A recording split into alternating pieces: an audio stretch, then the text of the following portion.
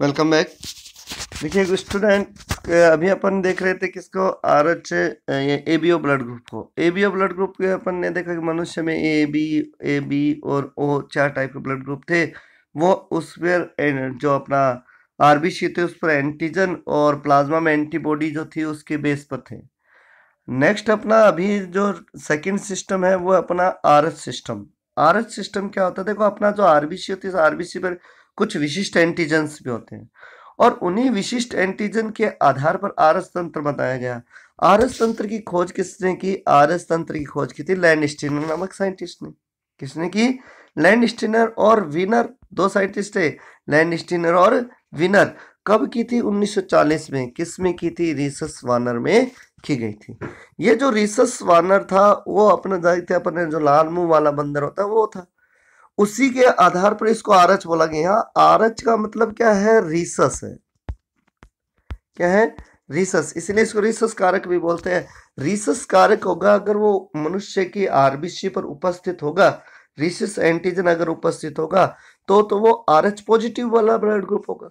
और अगर वो नहीं है तो वो कैसा होगा? आरएच नेगेटिव वाला ब्लड ग्रुप होगा। मतलब आरएच कारक एरिथ्रोसाइट की सतह पर पाए जाने वाला एक विशिष्ट एंटीजन होता है।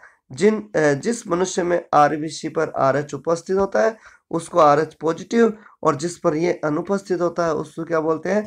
आरएच नेगेटिव ब्लड ग्रुप बोलते हैं। भारत में 93% लोग कैसे होते हैं? आरएच पॉजिटिव वाले होंगे, केवल 7% ही कैसे होते हैं? आरएच नेगेटिव वाले होते हैं। क्लियर? आप भी देखोगे जब आपको लैब में सेट करवाएंगे, लैब में आपको ये प्रैक्टिकल करवाएंगे, उस टाइम देखना आप में मोस्टली जितने भी स्टूडेंट है लगभग पॉजिटिव आएंगे। किसी का ए पॉजिटिव, किसी का बी पॉजिटिव, किसी का बी पॉजिटिव, किसी का ओ पॉजिटिव आएगा। नेगेटिव वाले बहुत कम आपको देखने को मिलेंगे। It means negative blood group होता है वो कम होता है, पॉजिटिव ब्लड ग्रुप होता है वो ज़्यादा अपने को मिल जाता है। क्लियर? तो नेक्स्ट अपन बात करते हैं कि आरएस जो तंत्र होता है उस आरएस तंत्र से कुछ असामान्यताएं बनी होती है। आरएस तंत्र की कुछ असंगतताएं होती है। वो क्या होती है? देखो जो कई बार कई व्यक्ति होते हैं उनका क्या होता है, आरएस तंत्र होता है उसमें कोई अपन जानते हैं भाई सामान्य तंत्र होता है उसमें आरएस तंत्र में कोई एग्लूटिनिन या एंटीबॉडी नहीं होती। आरएस तंत्र में जो आरबीसी होती है उस आरबीसी के ऊपर खाली एंटीजन होता है, एंटीबॉडी किसी टाइप की यहाँ पर नहीं होती। खाली क्या होता है? एंटीजन होता है, एंटीबॉडी नहीं होती, ध्यान रखना है। तो देखो ये जो आरबीसी यानी अपने इस टाइप का कोई भी होता है, रक्त होता है जिसमें आरएस तंत्र है और उसमें खाली क्या है? एंटीबॉडी। भाई सामान्य आरएस तंत्र सब में होगा, अगर प्रेजेंट होगा तो आरबीसी पॉजिटिव होगा, नहीं होगा तो आरएच नेगेटिव होगा। तो मान लो कोई भी व्यक्ति ऐसा था जिसका आरएच नेगेटिव रक्त समूह वाला व्यक्ति है। कौन सा आरएच? इसका मतलब ये एंटीजन उसमें नहीं है, सीधा ये रक्त समूह है, एंटीजन भी नहीं है, एंटीबॉडी भी नहीं है। तो इस टाइप के व्यक्ति को अगर अपन बार बार कौन सा रक्त समूह दे रहे हैं? ये वाला रक्त समूह दे रहे हैं, आरएच पॉजिटिव वाला दे रहे हैं। ये तो आरएच पॉजिटिव है और ये कैसा है? आरएच नेगेटिव है। तो अगर आरएच पॉजिटिव वाले को 2-3 बार अपन ने क्या कर दिया? आरएच पॉजिटिव वाला रक्त समूह दे दिया, तो जैसे ही उसके रक्त समूह में जाएगा तो उसके रक्त समूह में क्या था? एंटीजन नहीं थी और नहीं क्या थी? एंटीबॉडी थी। तो जैसे ही उसके रक्त समूह में जाएगा तो उसके रक्त समूह में आरएच नेगेटिव एंटीबॉडी व एग्लूटिनिन क्या हो जाएगी? विकसित हो जाएगी। क्या हो जाएगी? एंटीबॉडी और एंटीजन विकसित हो गया। इस क्रिया को अपन क्या बोलेंगे? इस क्रिया को आइसो इम्यूनाइजेशन बोलेंगे, यानी स्वतः इम्यूनाइजेशन उत्पन्न करने वाला, एंटीबॉडी उत्पन्न करने वाला। तो पहले एंटीबॉडी नहीं थी। क्या थी? एंटीबॉडी नहीं थी और एग्लूटिनिन वगैरह नहीं थी। लेकिन जैसे ही अपन ने क्या किया, भाई आरएच पॉजिटिव वाला ब्लड है, बार बार उसको स्थानांतरित करें तो उसमें एंटीजन एंटीबॉडी दोनों विकसित हो जाती है और ऐसे क्रिया को अपन क्या बोलते हैं? आइसोइम्यूनाइजेशन कहते हैं, क्योंकि इसमें एंटीजन और एंटीबॉडी दोनों ही क्या हो जाती है? समान हो जाती है। क्या हो जाती है? दोनों समान हो जाते हैं, यानी आरएच एंटीबॉडी बन जाती है, आरएच नेगेटिव की एंटीबॉडी बन जाती है। और जैसे ही आरएच एंटीबॉडी और एंटीबॉडी समान हो जाती है तो उसको क्या बोल देते हैं?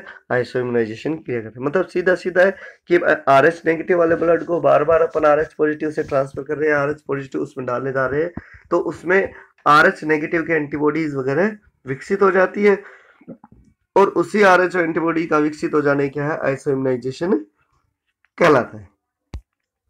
अब इसी आइसोइम्यूनाइजेशन के आधार पर आरएच की असंगतता देखी जाती है। आरएच की जो ये जो अपन एक विशेष रोग के बारे में भी देखा जा सकता है। आरएच असंगतता इनकम्पैटिबिलिटी का उदाहरण आरएच नेगेटिव वाली माता व आरएच पॉजिटिव वाले पिता से उत्पन्न शिशु में देखा जा सकता है, जिसमें शिशु आरएच कारक पिता से प्राप्त होता है। इस कारण उसको एक विशिष्ट रोग हो जाता है, इरिथ्रोब्लास्ट फिटिलिस रोग हो जाता है। इरिथ्रोब्लास्ट फिटिलिस में क्या हो जाता है कि या तो शिशु होता है वो जन्म से पहले समय से पहले ही जन्म जाता है, या उसमें क्या हो सकती है, रक्त की कमी हो सकती है। तो इरिथ्रोब्लास्टोसिस फिटिलिस जो रोग होता है वो कैसे पैदा होता है, तो सामान्य ध्यान रखना ये ऐसी दंपति के बच्चे में होगा जिसमें माता का रक्त समूह तो कैसा नेगेटिव होता है और पिता का रक्त समूह कैसा होता है, पॉजिटिव। हमेशा जो रक्त कारक होता है वो पॉजिटिव रक्त कारक अगर मान लो शिशु को किससे मिला है, शिशु को मान लो रक्त समूह वो मिला है किससे, अपने पिता से मिला है, तो उस समय क्या होगा, उस समय उसमें कौन सा रक्त समूह होगा, किस टाइप से उसमें पैदा होगा, तो उसकी जानकारी उस समय एक रोग होता है उसको अपन क्या बोलते हैं, इरिथ्रोब्लास्ट फिटिलिस रोग बोलते हैं। तो इरिथ्रोब्लास्ट फिटिलिस रोग जो होता है वो उस समय क्या होता है, तो अपन उसको डिटेल से देखते हैं। देखो इरिथ्रोब्लास्ट फिटिलिस डिजीज क्या होती है कि भाई सामान्य मनुष्य का जो भी अपन कहते हैं पुरुष होता है वो आरएच पॉजिटिव है और उसका विवाह मान लो एक ऐसी स्त्री से हो गया जो कैसी थी, आरएच नेगेटिव वाले ब्लड ग्रुप की थी। तो उस समय उसमें क्या होता है, क्योंकि माता में क्या होता है आरएच नेगेटिव ब्लड ग्रुप है और आरएच नेगेटिव ब्लड ग्रुप वाले टाइम उसमें कोई एंटीबॉडी नहीं है। लेकिन जब मान लो इनसे बच्चा पैदा होगा, इनसे क्या होगा, प्रथम संतान होगी, तो प्रथम संतान जैसे ही पैदा होती है तो उसका जब अपरा या प्लेसेंटा काटा जाता है तो उस टाइम क्या होता है, माता और ब्लड शिशु का सामान्य तो क्या होता है, जब वो सामान्य अपरा होता है, मान लो ये शिशु है, इस शिशु का ये शिशु का अपरा है और ये मान लो माता का अपरा है, तो ये बीच में क्या था, प्लेसेंटा है, जहाँ जॉइंट है वो प्लेसेंटा है। सामान्य इसमें रक्त का आदान प्रदान नहीं होता, लेकिन जब अपन काटते हैं यानी इसको काटते हैं तो शिशु का पॉजिटिव रक्त समूह किधर चला जाता है, थोड़ा सा माता में चला जाता है। जैसे ही माता में जाता है तो आइसो इम्यूनाइजेशन क्रिया होती है और उसमें एंटी आरएच फैक्टर है या anti RH body antibody produce हो जाती है, उत्पन्न हो जाती है। अब वो धीरे धीरे विकसित हो गई उसमें। लेकिन अब मान लो यही मादा, देखो इसमें क्या हुआ कि लेकिन जब उसका शिशु यानी सामान्य आरएच पॉजिटिव तो उससे प्रथम संतान स्वस्थ होगी, क्यों कि माता में आरएच एंटीबॉडी नहीं थी। लेकिन जैसे अपन ने इसको कट किया तो इसमें रक्त शिशु का पॉजिटिव रक्त किस में चला गया, माता में चला गया, तो माता में क्या हो गया, आरएच पॉजिटिव कारक विकसित हो गया, आरएच एंटीजन एंटीबॉडी क्या हो गई, विकसित हो गई, मतलब रक्त से मिल जाता है तथा उस माता में आरएच एंटीबॉडी बन जाती है। कब, जब अपरा काटा जाता है तो उस समय। अब जिससे उसकी प्रथम संतान में तो कोई फर्क नहीं पड़ा, लेकिन अब मान लो यही मादा क्या हो, सेकंड गर्भ धारण करेगी, तो सेकंड गर्भ धारण करेगी तो अब यहाँ पर क्या है, एंटी कारक उपस्थित है। तो जब अपन एंटी कारक देते तो इस शिशु में ये एंटी कारक क्या होते हैं, इस अपरा को प्लेसेंटा को पार करके कहाँ जा सकते हैं, इसमें जा सकते हैं, किसमें, शिशु में जा सकते हैं। और जैसे ही शिशु में जा सकते हैं तो उसके आरबीसी को नष्ट करने लग जाएंगे, और जब आरबीसी नष्ट करने लग जाते हैं तो उसमें आरबीसी क्या हो जाती है, कमी हो जाती है। तो देखो जब किसी आरएच पॉजिटिव वाले पुरुष का विवाह आरएच नेगेटिव वाली स्त्री से होता है तो उनसे उत्पन्न प्रथम संतान तो क्या होती है, स्वस्थ, क्यों कि माता में रक्त समूह आरएच नेगेटिव था, इसके कारण उसमें एंटीबॉडी नहीं थी। लेकिन जब उसका प्लेसेंटा काटा गया तो उस समय क्या हो गया, शिशु का रक्त होता है माता के रक्त से मिल गया और माता में क्या हो गया, आरएच एंटीबॉडी बन गई। अब यही मादा जब गर्भ धारण करेगी तो जो इसमें माता में आरएच एंटीजन एंटीबॉडी बनी थी वो रिस्क कर कहाँ गई, शिशु के रक्त में चली गई, और जब शिशु के रक्त में चली गई तो एंटीजन एंटीबॉडी रिएक्शन हो गई और शिशु का रक्त आरबीसी नष्ट होने लग गई। इस समय ये जो एनीमिया की स्थिति होगी और इसको अपन क्या बोल रहे हैं, इरिथ्रोब्लास्ट फिटिलिस रोग बोल रहे हैं। इस रोग से ग्रसित शिशु में क्या होगी, रक्त की कमी होगी यानी एनीमिया होगा, और एनीमिया होगा तो उसमें या तो एनीमिया होगा या उसमें क्या होगा, शिशु समय से पहले ही जन्म ले लेता है। ऐसे शिशु अपन क्या बोलते हैं, रीसस शिशु बोलते हैं, क्यों, रीसस कारक के कारण हुआ है। अब इस शिशु को अपन कैसे बचा सकते हैं, तो इस शिशु को बचाने के लिए एक दो चीजें होती हैं, या तो अगर मान लो उसका जन्म हो गया तो जन्म होने के बाद उस बच्चे का पूरा क्या कर दिया जाता है, रक्त बदल दिया जाता है, यानी उसका रक्त ट्रांसफर किया जाता है और ट्रांसफर करके उसको बचा सकते हैं। या फिर क्या होता है, जैसे मान लो प्रथम डिलीवरी हो गई तो प्रथम डिलीवरी होने के जस्ट 72 घंटे के अंदर अंदर, यानी डिलीवरी हो गई होने के बाद में लगभग 72 घंटे के अंदर अंदर क्या होता है, माता को एक RH एंटीजन का इंजेक्शन दिया जाता है, जिससे क्या होता है कि अगर मान लो कि रिस्क कर उस माता के अंदर RH एंटीजन विकसित हो गए तो वो RH एंटीजन को क्या कर दे, नष्ट कर दे, और नष्ट करने के कारण अगर अगली डिलीवरी होती है तो उसमें बच्चे को कोई दिक्कत न हो, तो वो इंजेक्शन लगवा दिया जाता है। दो कारण हो गए।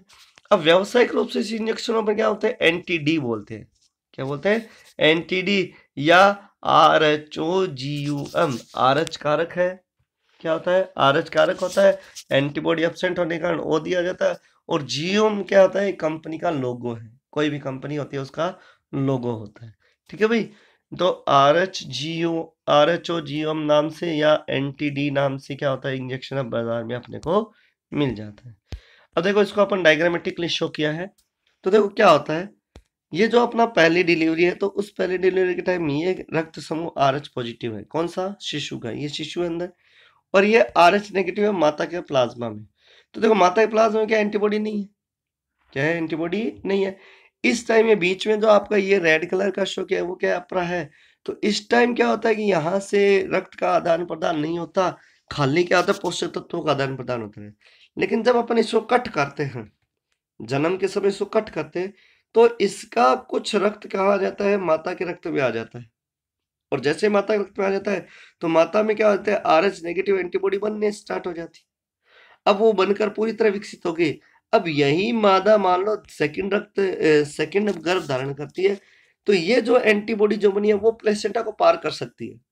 क्यों, ये IgG टाइप की हो जाती है एंटीबॉडी जो बनती है। इसमें कौन सी एंटीबॉडी बनती है, IgG। अपन जब पढ़ेंगे एंटीबॉडीज वगैरह के प्रतिरक्षा तंत्र पढ़ेंगे तो मनुष्य में कहेंगे IgG, IgA, IgM, IgE, IgD, 5 प्रकार की प्रतिरक्षा होगी। इसमें जी जो होती है प्लेसेंटा को पार कर सकती है। तो इसमें जो एंटीबॉडी बनी है वो कौन सी, IgG, तो वो क्या करेगी, प्लेसेंटा को पार कर जाएगी, और जैसे ही प्लेसेंटा को पार कर जाएगी तो इसमें शिशु के रक्त में जाकर क्या करेगी, एंटीबॉडी है आ गई, एंटीजन उसमें पहले से ही था, तो उसमें एंटीबॉडी और एंटीजन की रिएक्शन होगी, इसी कारण समूहन होने से उसकी आरबीसी धीरे धीरे खत्म होने लग जाएगी। तो ऐसा बच्चा या तो जन्म से पहले ही पैदा हो जाएगा, या फिर अगर पैदा होगा तो उसमें क्या होगी, ये जो रक्त की कमी होगी। क्लियर, इसी रोग को अपन क्या बोलते हैं, इरिथ्रोब्लास्ट फिटिलिस डिजीज बोलते हैं। तो इससे बचना है तो इससे पहले जैसे ये प्रथम डिलीवरी होती है तो माता को ये इंजेक्शन दिया जाता है, कौन सा, एंटीडी या RH इंजेक्शन, या फिर मान लो शिशु पैदा हो गया तो शिशु का सारा रक्त निकाल कर उसकी जगह दूसरा रक्त लगाया जाता है। क्लियर, ये आपका RH तंत्र से संबंधित कुछ असंगतताएं हैं, इरिथ्रोब्लास्ट फिटिलिस और आइसो इम्यूनाइजेशन की मैकेनिज्म है। क्लियर, नेक्स्ट वीडियो में अपन देखेंगे रक्त का थक्का बनना या रक्त की जमने की क्रिया, किस तरह से रक्त जमता है। Okay, thank you.